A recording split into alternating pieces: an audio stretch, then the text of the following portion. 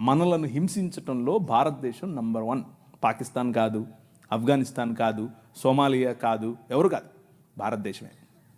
చచ్చిపోయిన వాళ్ళను కూడా గుంత తవ్వి బయటకు తీస్తున్నారు ఛత్తీస్గఢ్లో. ఎందుకు చేస్తున్నారో తెలుసా? ఇదంతా భయం. ఏంటా భయం? వీళ్ళందరినీ మనుషులు చేస్తున్నారు, వీళ్ళందరూ సమానం అంటున్నారు.